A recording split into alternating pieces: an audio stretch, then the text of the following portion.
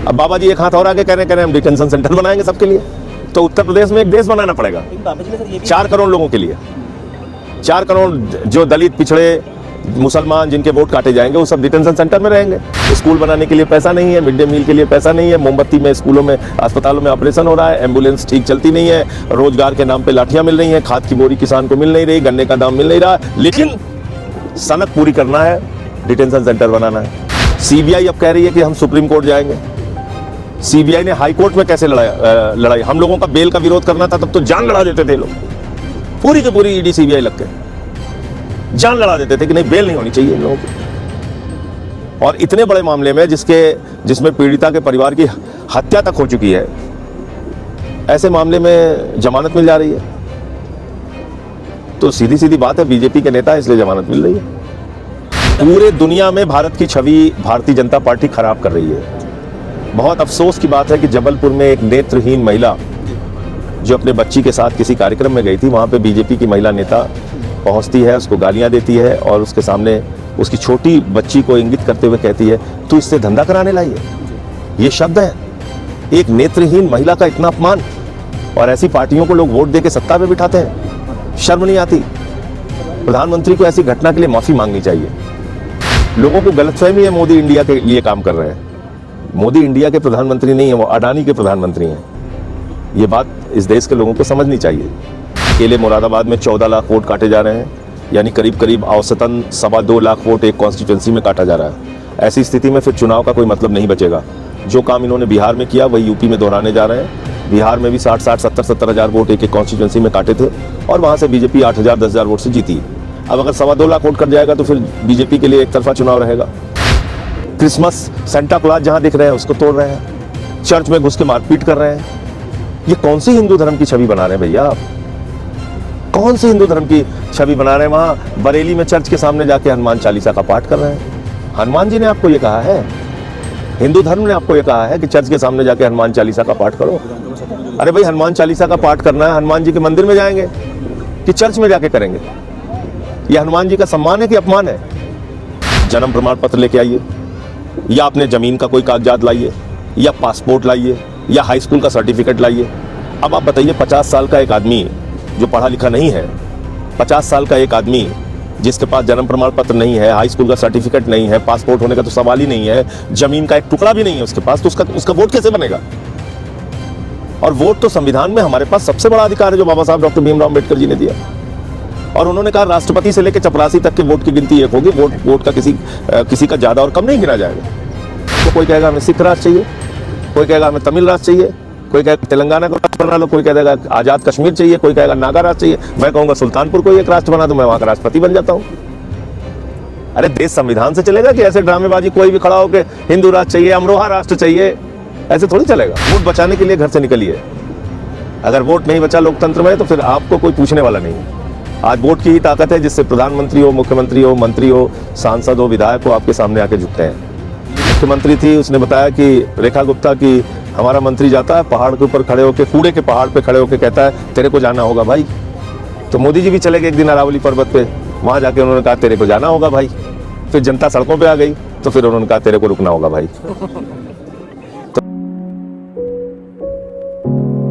17-21 तारीख को रामपुर से निकली है और वोट बचाओ संविधान बचाओ का हमारा नारा है।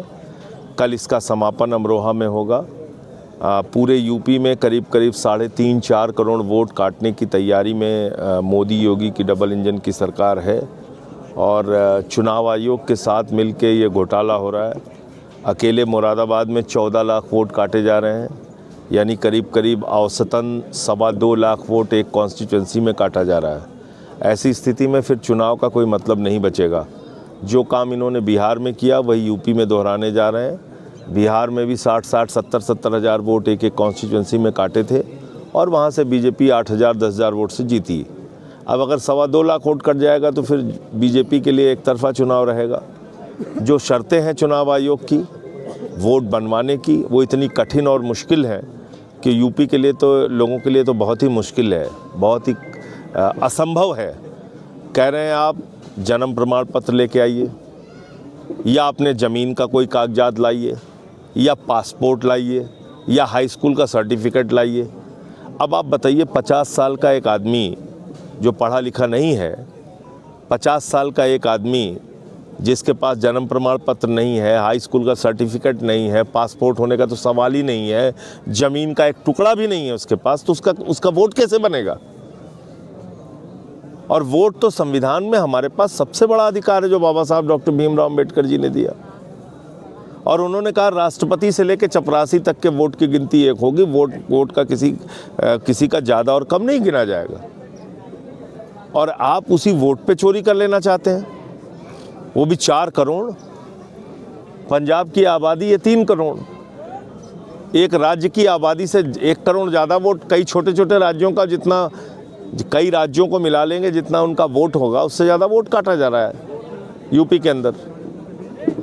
अब बाबा जी एक हाथ और आगे कह रहे हैं हम डिटेंशन सेंटर बनाएंगे सबके लिए। तो उत्तर प्रदेश में एक देश बनाना पड़ेगा। लेकिन बाबा जी ने सर ये भी 4 करोड़ लोगों के लिए, 4 करोड़ जो दलित, पिछड़े, मुसलमान जिनके वोट काटे जाएंगे वो सब डिटेंशन सेंटर में रहेंगे। स्कूल बनाने के लिए पैसा नहीं है, मिड डे मील के लिए पैसा नहीं है, मोमबत्ती में स्कूलों में, अस्पतालों में ऑपरेशन हो रहा है, एम्बुलेंस ठीक चलती नहीं है, रोजगार के नाम पे लाठियां मिल रही हैं, खाद की बोरी किसान को मिल नहीं रही, गन्ने का दाम मिल नहीं रहा, लेकिन सनक पूरी करना है, डिटेंशन सेंटर बनाना है। यात्रा से ये कौन सी राजनीति है? उन्नाव पीड़िता जो है राहुल गांधी, सोनिया गांधी से दी गई। देखिए, पहली बात तो ये कि इस पूरे प्रकरण में सरकार ने क्या तथ्य रखा कोर्ट में। सीबीआई अब कह रही है कि हम सुप्रीम कोर्ट जाएंगे। सीबीआई ने हाई कोर्ट में कैसे लड़ाई? हम लोगों का बेल का विरोध करना था तब तो जान लड़ा देते थे लोग, पूरी की पूरी ईडी सीबीआई लग के जान लड़ा देते थे कि नहीं, बेल नहीं होनी चाहिए इन लोगों की। और इतने बड़े मामले में जिसमें पीड़िता के परिवार की हत्या तक हो चुकी है, ऐसे मामले में जमानत मिल जा रही है। तो सीधी सीधी बात है, बीजेपी के नेता है इसलिए जमानत मिल रही है। सरकारी पक्ष जो है वो मजबूती से लड़ नहीं पाया केस को। अलीगढ़ यूनिवर्सिटी में जो है शिक्षक की दिन दहाड़े गोली मारकर हत्या कर दी यूनिवर्सिटी। मुझे इस घटना की जानकारी नहीं, मैं तो लगातार पदयात्रा में हूँ, पूरी जानकारी लेके मैं बताऊँ। आपने एक बयान दिया था जो वोट कटे हैं उनमें बहुत बड़ी तादाद जो है वो बीजेपी वोटर्स की है, उससे गुमराह नहीं होना चाहिए। ये उतना ही बड़ा मजाक है जितना कपिल शर्मा के शो में आप देखते हैं, तो उसके चक्कर में मत पड़िए। सर क्रिसमस की मतलब बीजेपी अपना वोट कटवाने के लिए SIR कराएगी, ये बात किसी को यकीन होगा? तो उन लोगों के इन बातों के और विपक्ष वाले भी मैं देखता हूं कि इस बात से खुश है, उनको बिल्कुल खुश नहीं होना चाहिए। मैं दिखाता हूं किसके किसके वोट काटे जा रहे हैं। विधानसभा रामपुर चलिए, मुरादाबाद चलिए, पागबाड़ा में मैं कल था, चलिए मैं दिखाता हूं किसके वोट काटे जा रहे हैं। दलितों के, पिछड़ों के, मुसलमानों के टारगेट करके जहां बीजेपी को वोट नहीं मिले हैं, वोट काटे जा रहे हैं। सर देश भर में क्रिसमस की तैयारियां चल रही है और अब देख रहे हैं कि एक के बाद एक वीडियो आ रही है। पूरे दुनिया में भारत की छवि भारतीय जनता पार्टी खराब कर रही है। बहुत अफसोस की बात है कि जबलपुर में एक नेत्रहीन महिला जो अपने बच्ची के साथ किसी कार्यक्रम में गई थी, वहाँ पे बीजेपी की महिला नेता पहुँचती है, उसको गालियाँ देती है और उसके सामने उसकी छोटी बच्ची को इंगित करते हुए कहती है, तू इससे धंधा कराने लाई है। ये शब्द हैं, एक नेत्रहीन महिला का इतना अपमान। और ऐसी पार्टियों को लोग वोट दे के सत्ता में बिठाते हैं, शर्म नहीं आती? प्रधानमंत्री को ऐसी घटना के लिए माफ़ी मांगनी चाहिए। क्रिसमस सेंटा क्लॉज जहाँ दिख रहे हैं उसको तोड़ रहे हैं, चर्च में घुस के मारपीट कर रहे हैं। ये कौन सी हिंदू धर्म की छवि बना रहे हैं भैया आप? कौन सी हिंदू धर्म की छवि बना रहे हैं? वहाँ बरेली में चर्च के सामने जाके हनुमान चालीसा का पाठ कर रहे हैं। हनुमान जी ने आपको ये कहा है? हिंदू धर्म ने आपको ये कहा है कि चर्च के सामने जाके हनुमान चालीसा का पाठ करो? अरे भाई, हनुमान चालीसा का पाठ करना है, हनुमान जी के मंदिर में जाएंगे कि चर्च में जाके करेंगे? ये हनुमान जी का सम्मान है कि अपमान है? मुझे मतलब अफसोस है इस बात का कि पूरी दुनिया में भारत की क्या छवि बन रही होगी। आज न्यूजीलैंड जैसे देश में भारत के लोगों का विरोध हो रहा है, कनाडा में हो रहा है, यूएस में हो रहा है, डेनमार्क में हो रहा है, ऑस्ट्रेलिया में हो रहा है, यूके में हो रहा है, फिर भी हमारी आंख नहीं खुल रही। इन लोगों पर कार्रवाई ना हो पाना सर, इसी में सवाल है, इन लोगों पर लगातार कार्रवाई नहीं होना, क्या ये सरकार से जुड़े हुए लोग हैं ना, ये बीजेपी से जुड़े हुए लोग हैं, तो क्यों कार्रवाई होगी? विधानसभा सत्र चल रहा है, योगी आदित्यनाथ मुख्यमंत्री का आदेश है कि कोई भी जो माफिया है उसको बख्शा नहीं जाएगा, उस पर बुलडोजर की कार्रवाई की जाएगी। भैया डायलॉग सुनते सुनते मैं थक गया, उनको कहिए किसी फिल्म में काम करें, अच्छा डायलॉग बोले, थोड़ा थक गया सुनते सुनते। किसी को बख्शा नहीं जाएगा, किसी को छोड़ा नहीं जाएगा। तो बुलडोजर की कार्रवाई सुप्रीम कोर्ट की रोक के बावजूद भी बुलडोजर की कार्रवाई की जा रही है, उसको लेकर कोडीन मामले में हुई, उसमें क्यों नहीं बुलडोजर चला? उसमें तो नहीं घोषित कर चला। दिया है कोडीन मामले में। उस देखिए ऐसा है, उसमें तो सरकार कह रही है एक भी बच्चा मरा ही नहीं कोडीन सिरफ से। सरकार का बयान यही विधानसभा में आया ना कि एक भी बच्चा नहीं मरा। तो जब सरकार अपना गुनाह ही नहीं मान रही है, कोई गलती ही नहीं मान रही है, तो फिर वो जांच क्या कराएगी? और दोषी कौन है फिर? सर क्या देखते हैं?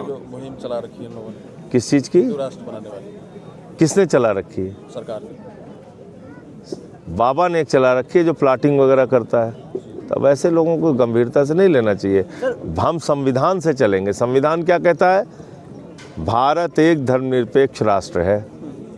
अगर ये बहस शुरू हो जाएगी, कल को कोई कहेगा हमें सिख राष्ट्र चाहिए, कोई कहेगा हमें तमिल राष्ट्र चाहिए, कोई कहेगा तेलंगाना को राष्ट्र बना लो, कोई कहेगा आज़ाद कश्मीर चाहिए, कोई कहेगा नागा राष्ट्र चाहिए। मैं कहूँगा सुल्तानपुर को एक राष्ट्र बना दो, मैं वहाँ का राष्ट्रपति बन जाता हूँ।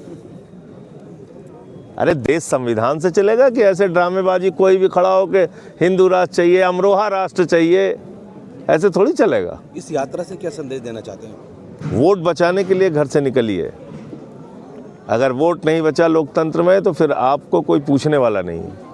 आज वोट की ही ताकत है जिससे प्रधानमंत्री हो, मुख्यमंत्री हो, मंत्री हो, सांसद हो, विधायक हो, आपके सामने आके झुकते हैं। तो यूपी में सबसे ज़्यादा मुरादाबाद मंडल में वोट चोरी हुआ है।